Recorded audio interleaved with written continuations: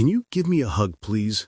Those 7 words, whispered by a stranger on an autumn afternoon, would shatter a single father's ordinary day and ignite a story no one saw coming, least of all the broken young woman who was simply trying to remember what human touch felt like. This is a story about a desperate plea, a man who chose compassion over caution. Before we continue, please tell us, where in the world are you tuning in from? We love seeing how far our stories travel. Stephen Scott was nursing his black coffee on his favorite bench outside the Corner Bean Cafe in Portland, Oregon, watching autumn leaves spiral down onto the cobblestone sidewalk. It was one of those rare October afternoons where the sun broke through Portland's usual gray, painting everything gold. His daughter, Zephyra, was inside having her weekly auntie day with his sister, which meant he had exactly 30 minutes of blessed solitude. He'd learned to treasure these moments, the quiet, the ability to finish a thought without being interrupted by questions about dinosaurs or whether clouds had feelings. He was watching a young couple laugh over their lattes through the cafe window, lost in thought, when he sensed someone standing beside him, close. Too close for a stranger. Stephen turned. A young woman stood there, and the first thing he noticed was how thin she was, fragile, like she might blow away with the next gust of wind, her blonde hair pulled back in a messy bun. But it was her eyes that stopped him. Hazel eyes, impossibly sad, fixed on him with a desperation that made his chest tighten. "Excuse me," she said, her voice barely above a whisper, shaking slightly. "I'm sorry to bother you, but can you give me a hug, please?" Stephen blinked. In his 34 years on Earth, he'd been asked for a lot of things. Money, directions, the time. Someone had once asked him if he could help catch their runaway ferret. But this was entirely new territory. The woman must have seen the confusion flash across his face because tears immediately welled up in her eyes. "I'm sorry. I know that's weird. I shouldn't have..." She started to turn away, her shoulders hunching inward like she was trying to disappear into herself. "Wait," Stephen said, standing up quickly.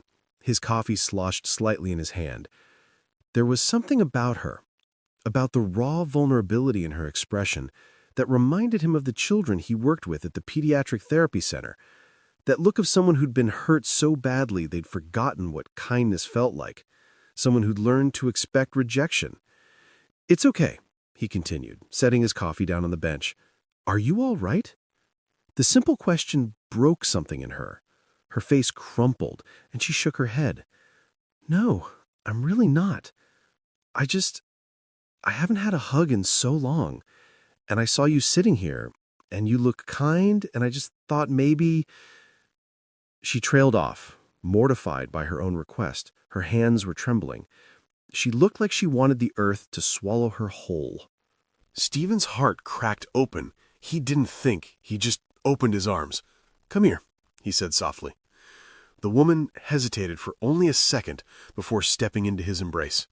The moment his arms closed around her, she collapsed against his chest, her thin frame shaking with quiet sobs. He could feel how bony her shoulders were, how she trembled like a leaf barely clinging to its branch in a windstorm. She held on to him like he was a life raft in the middle of a vast, dark ocean. Stephen held her gently, carefully, the way he'd held his daughter after her worst nightmares, the ones where she dreamed about losing him too. He didn't say anything. Sometimes words were useless. Sometimes all another human being needed was to be held, to be reminded that they existed, that they mattered.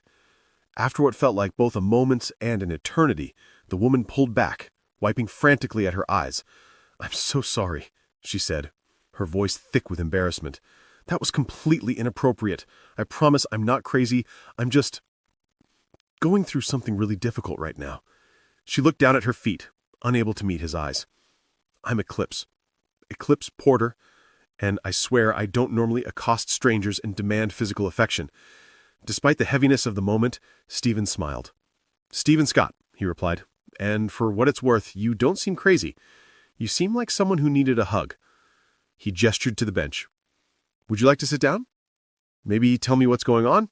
You don't have to, but I've got about 25 minutes before my daughter comes out, and I'm a pretty good listener." Eclipse looked at him, really looked at him, like she was trying to figure out if he was real or some kind of hallucination. "You don't have to do that," she said quietly. "You've already been kinder than you needed to be." "I know I don't have to, but I'd like to. Come on, sit." They sat together on the bench, and for a moment neither of them spoke. Eclipse seemed to be gathering herself, deciding whether to trust this stranger who just held her while she cried. Finally, she took a shaky breath. "Today marks exactly 2 years since my entire life fell apart," she said, staring at her hands folded in her lap. 2 years ago today, I was driving home from my nursing shift at a hospital in Seattle.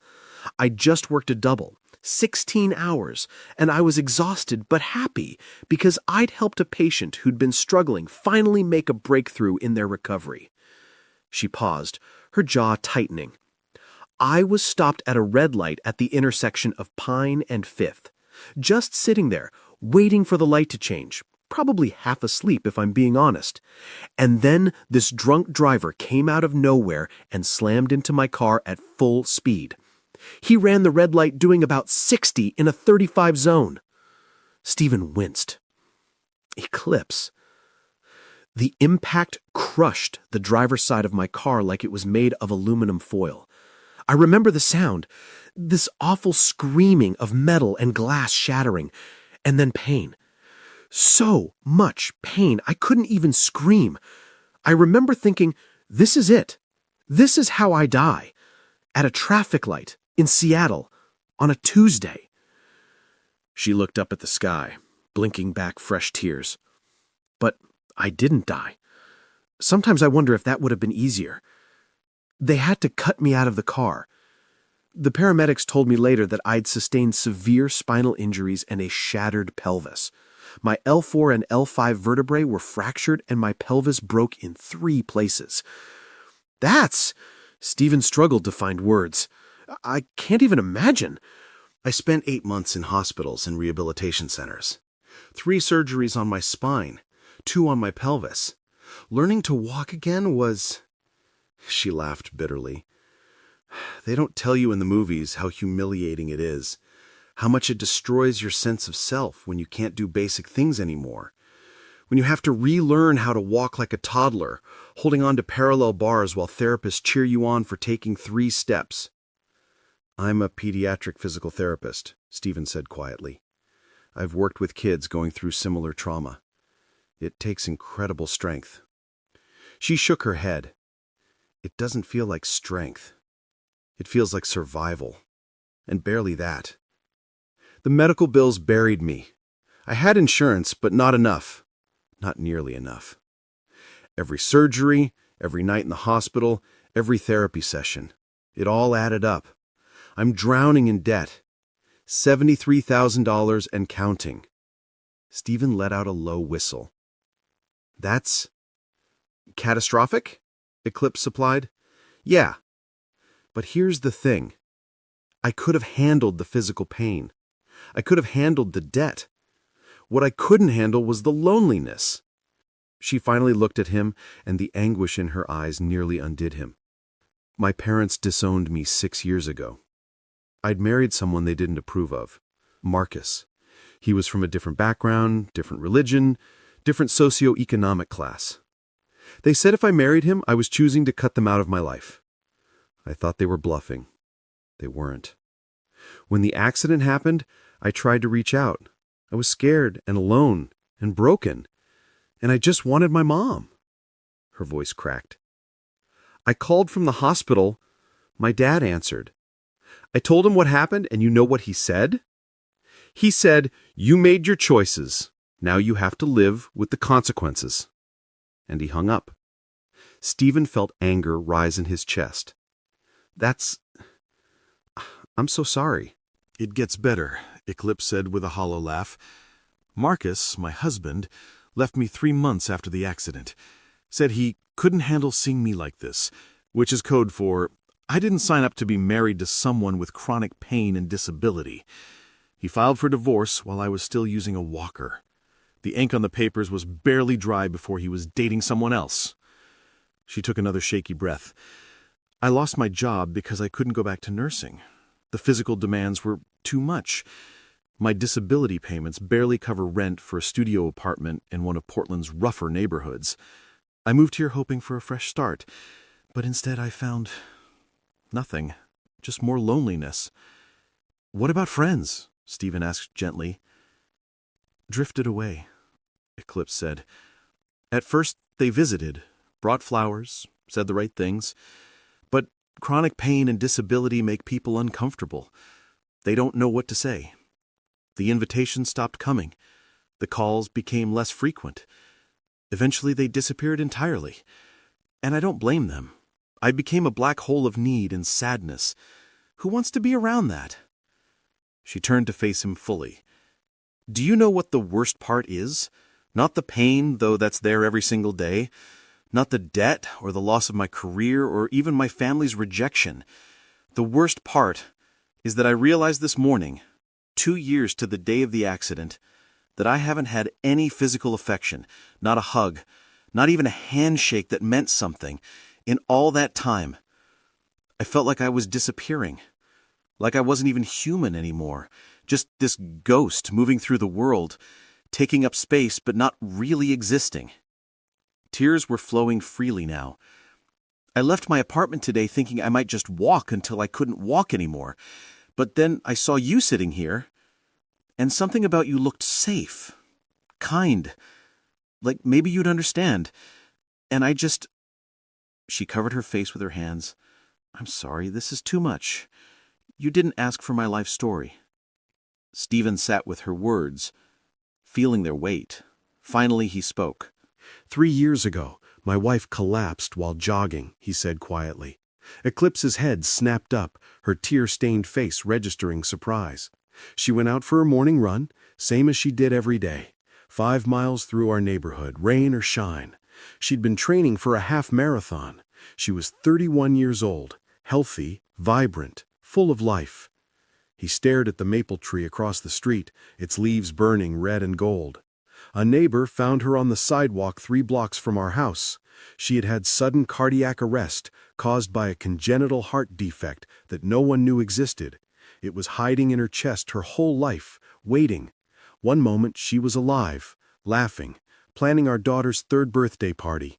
The next, she was gone." Eclipse's hand moved to her mouth.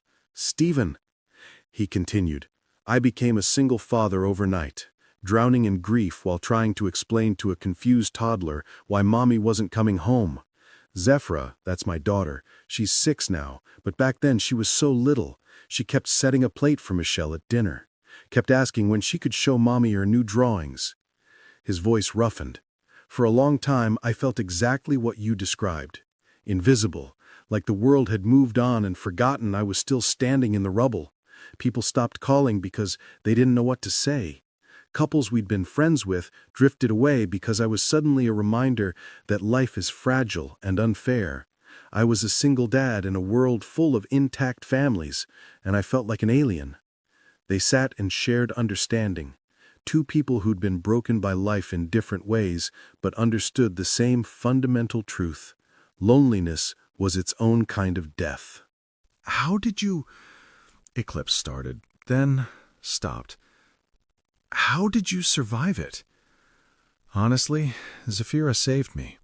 I didn't have the luxury of falling apart completely because she needed me. And my work helped too. Helping kids recover from injuries, seeing them fight to get better.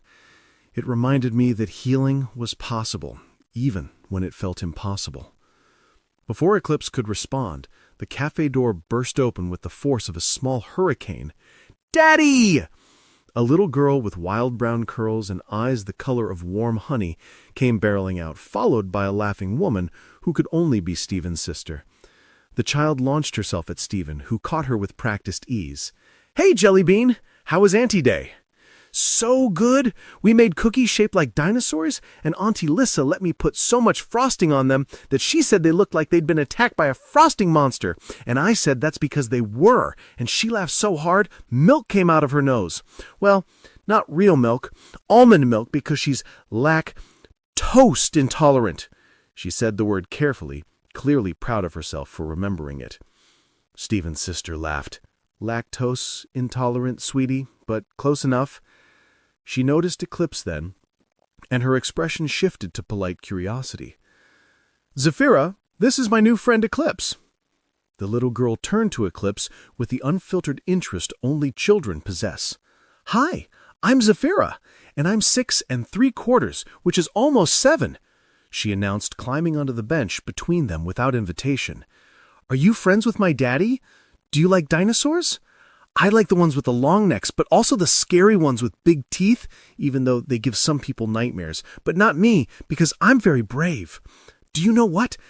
Daddy says I ask 1,000,000 questions, but I counted once, and it's really only about 47, so he's very wrong about math. For the first time since approaching Stephen, Eclipse laughed, really laughed. The sound was rusty, like something that hadn't been used in a very long time, but genuine. Hi, Zafira.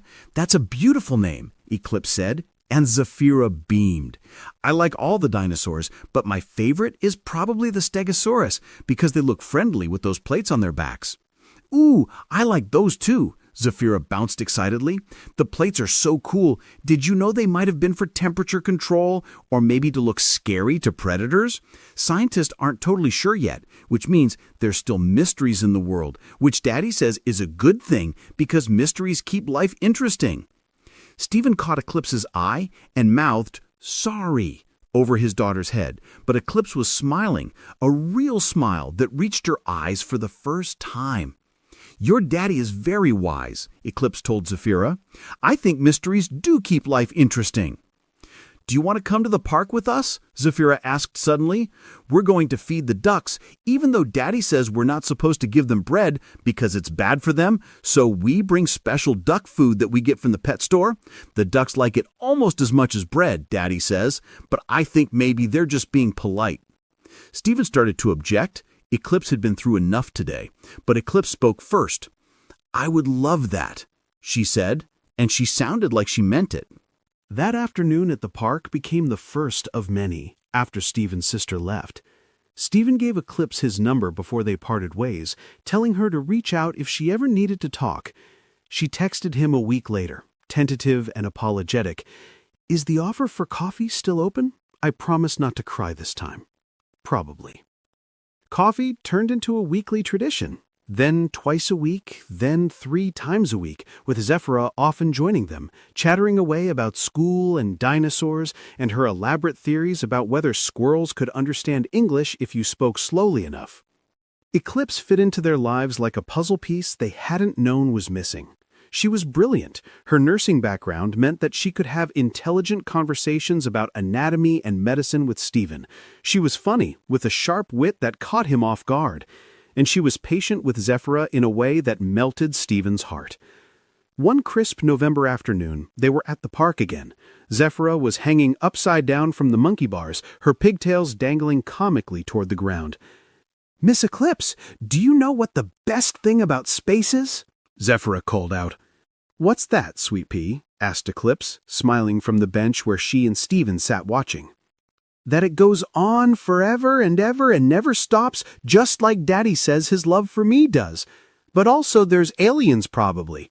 I think aliens would be nice. I would invite them over for dinner, and Daddy would have to make extra spaghetti.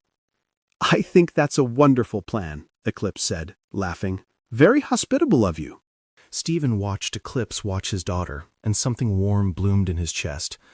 Over the past 3 months, Eclipse had become more than a friend. She helped him see parenting from a woman's perspective, something he'd been missing desperately. She reminded him when Zafira might need new clothes, or when to schedule dental checkups. She could braid hair, something Stephen had never quite mastered despite watching 17 YouTube tutorials. In return, he helped Eclipse with things her chronic pain made difficult. He carried her groceries up 3 flights of stairs to her apartment. He drove her to medical appointments when the rain made her old injuries ache worse. He reached high shelves and opened stubborn jars and changed light bulbs she couldn't safely reach. But more than the practical help, they filled the lonely spaces in each other's lives. They stayed up late texting about everything and nothing. They developed inside jokes. They became each other's emergency contacts, their safe people.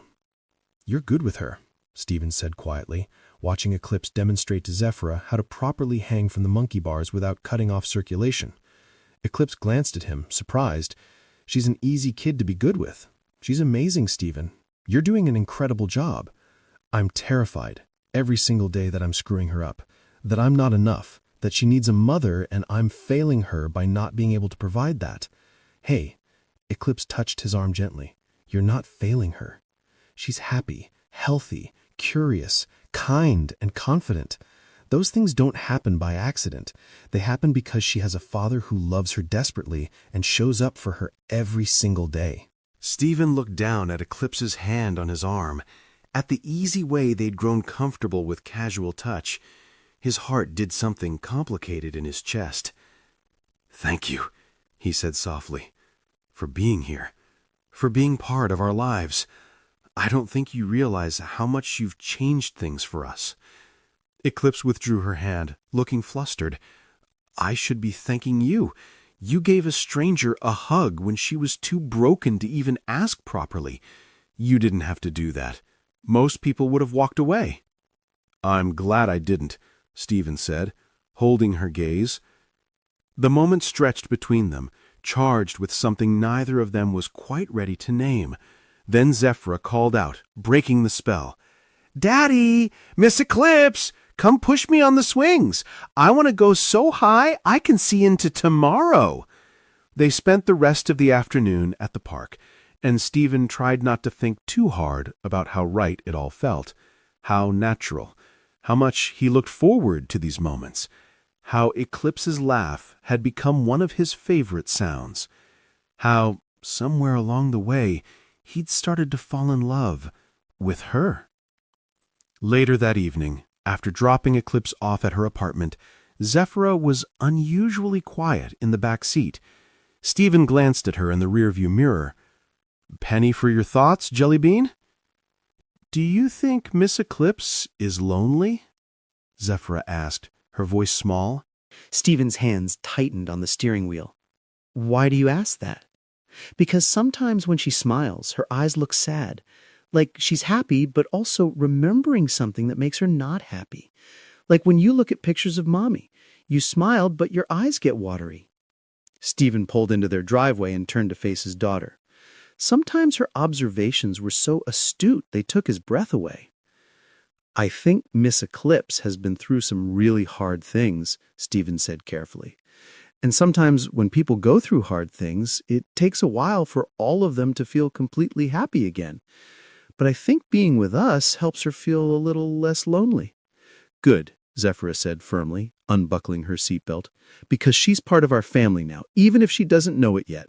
I decided." Stephen's throat tightened. "You decided, huh?" "Yep, and my decisions are very final. That's what Aunt Lisa says, that once I make up my mind about something, good luck changing it." She paused at the car door. "Daddy, do you think Miss Eclipse would like us to be her family, like for real?" "I think," Stephen said slowly, "that Miss Eclipse would be very lucky to have us, and we'd be very lucky to have her. Then we should tell her, as if it were the simplest thing in the world, before someone else tells her first and we miss our chance. That's what happened in the movie we watched, where the prince waited too long and the princess thought he didn't like her and almost married the wrong person. It was very stressful." Stephen laughed, but his heart was pounding. Out of the mouths of babes. 5 months after that first meeting outside the cafe, everything changed. Stephen was making dinner. Zephyra's requested spaghetti with the really good sauce, not the jar kind, when his doorbell rang. Unexpected visitors were rare. His stomach dropped when he opened the door to find his late wife's parents standing there. Paul and Celestine Brennan looked older than the last time he'd seen them, which had been at Michelle's funeral 3 years ago. They never visited in the year following her death, but their grief had been too overwhelming. They couldn't look at Zephyra without breaking down, so eventually their visits had stopped. They'd sent birthday cards and occasional checks, but maintained their distance. Now they stood on his porch, their expressions grim. "Paul? Celestine?" Stephen stepped aside. "Please, come in. This is unexpected."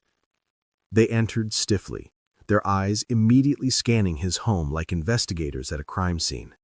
Celestine's gaze landed on the dining table, where 3 placemats were set instead of 2. "Are you expecting someone?" she asked, her tone sharp. "Eclipse is coming for dinner," Stephen said carefully, already sensing danger. "She's Zephyra's and my friend." "Yes," Celestine said coldly. "We'd like to talk to you about her." Stephen's blood ran cold. "Excuse me?" They moved into the living room. Stephen didn't sit, keeping himself between them and the kitchen, where Zephyra was coloring at the counter, oblivious to the tension.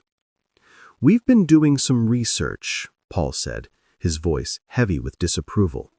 "This Eclipse Porter you've been spending time with, who you've introduced to our granddaughter."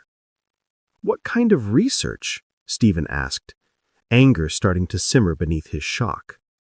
Celestine pulled out her phone, scrolling through what looked like printed documents. "She's drowning in medical debt. $73,000. She's on disability. She lives in a dangerous neighborhood. She was divorced 2 years ago. Her own family won't speak to her." "How did you—" Stephen's hands clenched into fists. "You investigated her like she's some kind of criminal?" "We're concerned about Zephyra's well-being. You're exposing our granddaughter to an unstable woman with serious problems. What were you thinking?" "I was thinking," Stephen said, his voice low and dangerous, "that Eclipse is a kind, compassionate person who's been through hell and came out the other side. I was thinking she's been an amazing presence in Zephyra's life. I was thinking it's none of your business who I choose to spend time with." "It becomes our business when it involves our granddaughter," Celestine shot back. "This woman is a stranger. She's financially unstable. She's dealing with chronic health issues. She comes with baggage that could affect Zephyra. We won't stand by and watch you make reckless decisions." Stephen's voice dropped to barely above a whisper, mindful of Zephyra in the next room. "Eclipse is my friend. She's been nothing but good to Zephyra. And frankly, where were you two for the past 2 years? You couldn't handle seeing your granddaughter because she reminded you too much of Michelle, so you disappeared. You don't get to show up now and question my parenting." Paul's face reddened. "We're considering filing for grandparent visitation rights, perhaps even pursuing custody if we feel Zephyra's environment is unsuitable." The words hung in the air like a bomb. "You're threatening to take my daughter?" Stephen could barely breathe. "We're concerned about your judgment," Celestine said, though her voice wavered slightly. "We've lost our daughter. We won't lose our granddaughter to poor decisions." "You need to leave," Stephen said flatly. "Now." They left, but their threat lingered like smoke. Stephen stood in his living room shaking with rage and fear. He knew they probably couldn't actually win custody. He was a good father, provided a stable home, had a solid job, but they could make his life hell with legal battles. They could drag him through court, cost him money he didn't have for lawyers, create stress that would affect Zephyra. When Eclipse arrived 30 minutes later, bright-eyed and carrying a homemade dessert, Stephen's heart broke all over again. "Hey, I made brownies." Well, I say made loosely. I used a box mix, but I added extra chocolate chips, so I'm calling it gourmet. She noticed his expression immediately. "What's wrong?" He told her everything, watched her face pale with each word. When she finished, she set the brownies down carefully, like her hands weren't quite steady. "Maybe they're right," she whispered.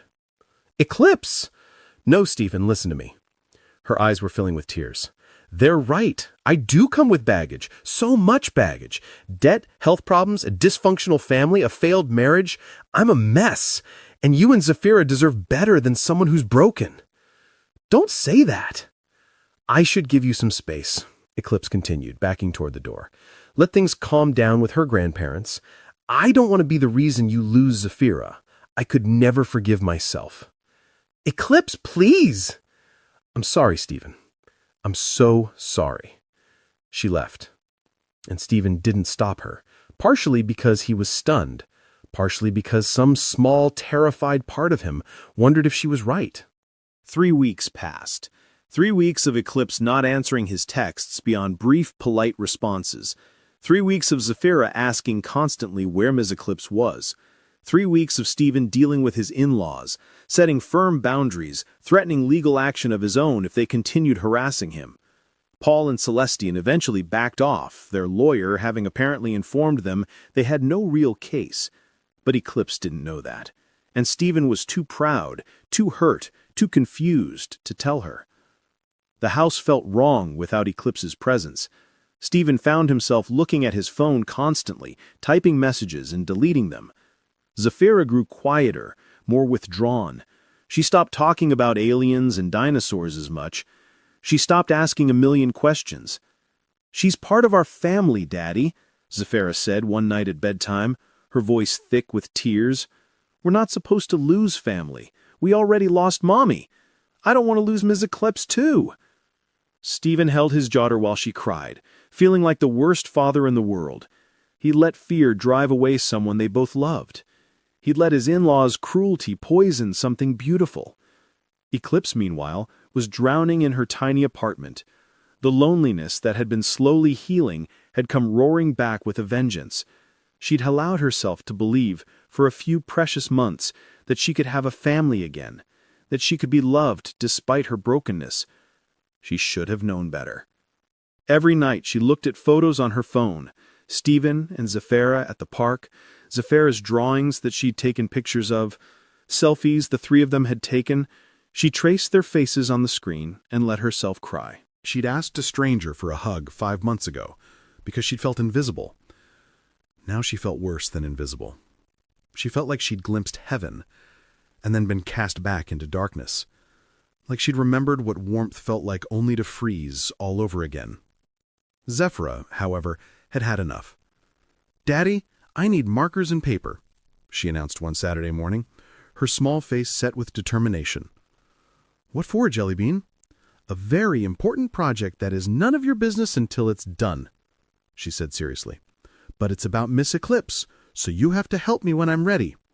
2 hours later, she presented him with a drawing. 3 stick figures holding hands under a bright yellow sun. One had wild curly hair, clearly her. One had short hair and was very tall, Stephen. And one had long hair and a big smile. Above them, in Zafira's careful 6-year-old handwriting, it said, "Our family." "We're taking this to Miss Eclipse right now, because she needs to know she's still our family, even if she's being silly and staying away." Stephen's throat tightened. "Baby, it's more complicated than—" "No, it's not," Zafira interrupted, a rare show of firmness. "She's sad, we're sad, everybody's sad, so we fix it. That's what families do." How could he argue with that logic? 20 minutes later, they stood outside Eclipse's apartment building. Stephen had only been here once before, when he'd helped remove a bookshelf she'd bought secondhand. The building was old, paint peeling, in a neighborhood that made him lock his car doors twice. They climbed 3 flights of stairs, no elevator, and Zafira knocked firmly on apartment 3B. The door opened. Eclipse stood there in sweatpants and an oversized sweater, her hair in a messy bun, eyes red-rimmed like she'd been crying. When she saw the drawing in Zafira's hands, fresh tears spilled over. "Miss Eclipse!" Zafira didn't wait for an invitation. She threw her arms around Eclipse's legs, nearly knocking her over. "I made you a picture, and you need to see it right now because it's very important." Eclipse knelt down, wincing slightly. Her pain was clearly bad today, and took the drawing with shaking hands. She stared at it for a long moment, tears streaming down her face. "Zafira, this is—" Her voice broke. "This is beautiful." "You're not broken, Miss Eclipse," Zafira said with the absolute certainty only children possess. "Daddy fixes broken people at his work, and he says broken just means you had something hard happen, but you're still here, and that makes you actually super strong, like a superhero. So you're a superhero, okay? And superheroes don't stay away from their families because of silly grandparents who don't understand things." Eclipse looked up at Stephen, still standing in the hallway, and something passed between them. Something raw and real and long overdue. "I dealt with the grandparents," Stephen said quietly, stepping forward. "Set firm boundaries. They've backed off. Their lawyer told them they didn't have a case. But, Eclipse, you need to understand something." He moved closer, his voice thick with emotion. "You're not dragging us down. You've made our lives better. Zafira loves you, and I I love you, too. Not as a friend, as more than that. I think I have for a while now, but I was too scared to admit it. Too scared of messing up what we had. Too scared of moving on from Michelle. But these past 3 weeks without you have shown me something important. Life is too short to waste time being scared. Eclipse's eyes widened. Stephen, you don't have to say anything, he continued, his heart hammering. I know it might seem fast, but 7 months of friendship has shown me exactly who you are. You're strong, Eclipse, stronger than you give yourself credit for. You're kind and funny and resilient, and you make me want to be better. You make me laugh again. You make me feel like life has color again, instead of just being shades of gray. I love you too, Eclipse whispered, tears flowing freely. I've loved you for months. I was just so scared. Scared that I'd ruin everything. Scared that I wasn't good enough, that I'd be too much trouble, that eventually you'd realize what everyone else did, that I'm damaged goods. You're not damaged, Stephen said firmly, taking her hands. You're human. You've been through trauma. That doesn't make you less than. It makes you remarkable for surviving it. Miss Eclipse, are you going to kiss my daddy now? Zafira piped up, looking between them with intense curiosity.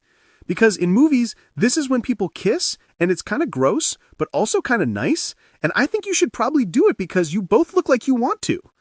They both laughed through their tears. Messy, emotional, relieved laughter.